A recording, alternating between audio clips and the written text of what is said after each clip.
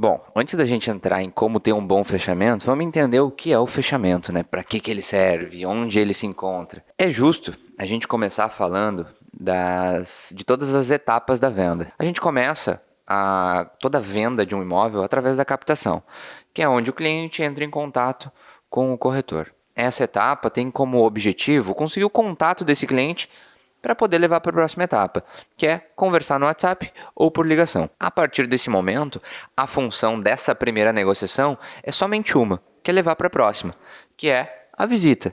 Fazer a visita ou, em alguns casos, até mesmo enviar a documentação antes de fazer a visita.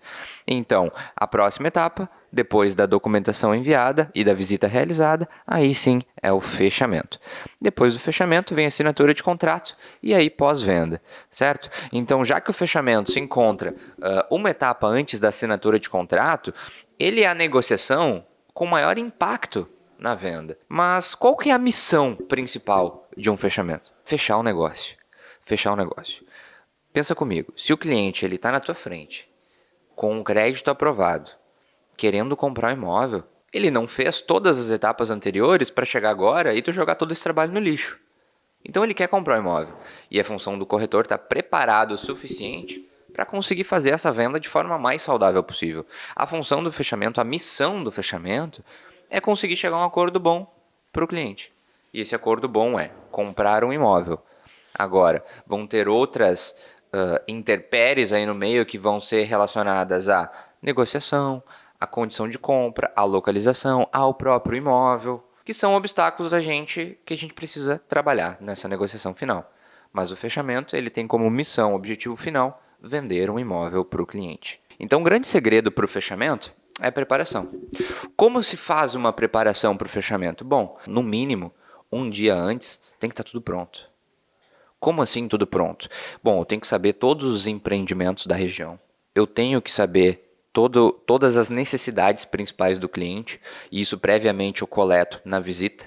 Como que eu faço isso? Bom, isso é um método que a gente ensina dentro do nosso treinamento, como coletar essas informações do cliente, as informações mais importantes, e faz parte também do script de fechamento que a gente usa dentro do nosso treinamento, como eu revivo todas essas coisas na negociação para ela ter mais impacto.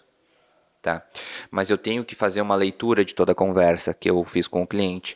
Se eu fiz anotações, eu tenho que reler as minhas anotações e saber exatamente o que é importante para o cliente, qual que é o nome da esposa dele, qual que é o nome do esposo dela, qual que é o nome do filho, qual que é o nome do cachorro. Será que essa condição de pagamento vai ficar atrativa para ele? Custa eu montar mais duas, mais três, mais quatro, mais cinco e deixar na manga? Muitas vezes o que tu acha que tá bom para o cliente não tá. Tu tá acostumado a vender um imóvel, sei lá, a condição normalmente dos nossos clientes ela fica parecida. Fica um pouquinho de entrada, 500, 1.000, 2.000, 5.000 reais, às vezes zero de entrada e tudo parcelado.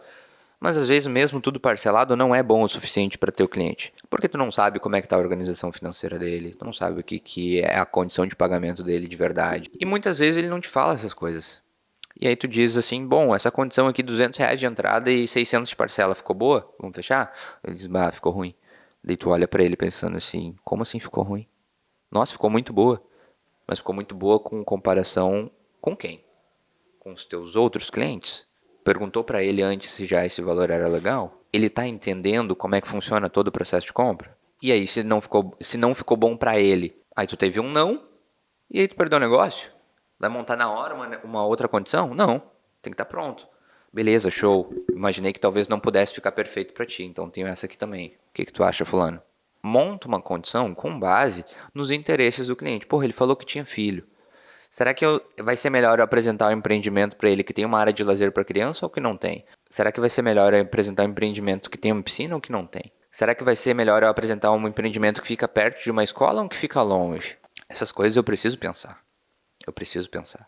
Só que eu consigo fazer isso sem ter essas informações, sem estudar previamente o cliente? Não. Porra, a gente não está vendendo uma geladeira, um sofá. A gente está vendendo uma casa, um sonho, um imóvel. Conquista de um patrimônio. É um bem de longo prazo. Tu vende 2, 3, 5, 8, 10 por mês. O cliente ele compra um em diversos anos. Então, ele precisa ter um atendimento especial. Ah, fulano, olha só, recebi aqui a aprovação, tu tem hoje 15 mil para dar de entrada. Qual o impacto disso? O cara, numa terça-feira de tarde, recebe uma ligação dizendo que ele tem que dar 15 mil de entrada sem preocupação, sem outra alternativa. Como assim? Se eu quiser comprar minha casa, eu tenho que dar 15 mil, eu não compro, é isso? Sim, é isso. Ah, eu não tenho. Então tá, beleza. A gente vai se falando. Não, isso não pode acontecer. E como que a gente faz para que isso não aconteça? Primeiro lugar, recebeu a aprovação, eu preparei todas as condições possíveis. Montei condição no empreendimento X, no empreendimento Y, no empreendimento Z. A partir desse momento, eu chamo o cliente para um encontro presencial, onde eu não falo valores pelo WhatsApp. Marquei com ele. E aí eu começo a apresentar as condições. E nunca supor nada. Porque às vezes a gente supõe que a condição ficou ruim, ou que a condição ficou boa, que a condição ficou maravilhosa. Todas as condições são neutras. Elas são condições. Não são boas e nem ruins. No teu interno, tu até pode achar, putz, essa condição ficou legal. Mas quem vai dizer isso é o cliente. Quando eu vou fazer o fechamento, eu mostro a condição para o cliente e pergunto o que ele achou. Eu não digo que ficou bom, eu não digo que ficou ruim, eu pergunto o que ele achou. E com base na reação dele, é aí que eu sigo a negociação. Porra, ele gostou do negócio? Negócio fechado, acabou. Eu não vou revender a unidade, eu não vou apresentar outra. Ele gostou, ficou legal a condição para ele, ele disse, show, vamos fechar? Show de bola, acabou. As outras 8 condições que eu preparei vão ficar guardadas. Porque eu estava preparado, eu fui com confiança, eu consegui fechar um negócio na primeira. Mas agora, se eu não fechei na primeira, eu mostro a segunda. A segunda não fechou, eu mostro a terceira, eu mostro a quarta, eu mostro a quinta, eu mostro a sétima. Se fechou na sétima, eu não mostro a oitava. Fechou na sétima. Acabou. Fim de negociação. Aperta a mão, gera contrato, assina o contrato na hora mesmo se for possível. Se não for, marca uma data o mais cedo possível para assinar o contrato, tira a fotinho e faz o pós-venda depois. E acabou a negociação. E pedir indicação, com certeza. Porque esse cliente ele vai vir com uma carga de confiança gigantesca e é muito fácil vender para esse cliente. Mas eu conseguiria ganhar uma indicação fazendo um fechamento porco? Não ia ganhar. Não ia ganhar. Por que a pessoa vai te indicar se tu foi despreparado para a negociação? Eu faço uma negociação legal, uma negociação onde eu me preparei, uma negociação com eficiência, eu vou ser indicado. Então é muito importante preparação para fazer um excelente fechamento. Se tu tem interesse em conhecer um pouco mais do método que a gente usa para fazer todas as negociações de fechamento com um script, com um método comprovado, testado, validado, é um método que eu uso há muitos anos já, é só fazer parte do nosso treinamento. Corretor acima da média.